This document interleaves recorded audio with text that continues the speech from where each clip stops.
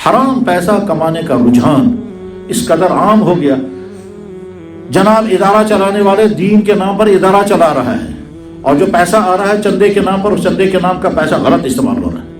کہیں اپنے ذات پر، کہیں اپنے گھر والوں پر۔ یتیم خانے والا پیسہ جمع کر رہا ہے، یہ جو پیسہ یتیموں کے لیے آیا اس نے اپنا دفتر سجایا، اور اپنا دفتر سجایا ہے، اس میں پین لنک ہے، اس میں 1-1 لاکھ روپے کی ٹیبل ہے، اور وہ یتیموں کے نام پر پیسہ آیا ہوا وہ یہ۔ غرض یہ کہ حرام پیسہ کمانے کا رجحان اتنا عام، اتنا بڑھ گیا ہے کہ دین والے بھی اور دین سے دور افراد بھی اس میں مبتلا ہوئے۔ میرے بھائی نے مجھ سے فون پر بتایا کہ وادی سے ہمارے علاقے میں، ماؤنٹ سے پاس، کہتا ہے وادی سے ہمارے علاقے میں 15-20 سال سے ایک صاحب آ رہے ہیں،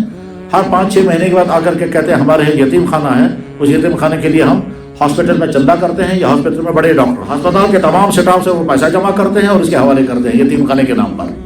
کہا 10-12 سال ہو گئے یہی کرتے ہوئے، آج ہمیں خیال آئے معلوم کریں گے یتیم خانہ ہے کہاں۔ تو مجھ سے فون کر کے کہتے ہیں یہ معلوم کرو یتیم خانہ کہاں ہے۔ اتفاق سے میں نے ہمارے مدرسے میں اس گاؤں کے بچہ تھا، اس بچے سے میں نے پوچھا تمہارے گاؤں میں اس طرح کوئی یتیم خانہ ہے؟ تو بچہ کہتے جی یتیم خانہ تو نہیں ہے، لیکن چند آدمی ایسے ہیں کہ وہ یتیم خانے کے نام پر 15-20 سال سے پیسہ جمع کر رہے ہیں۔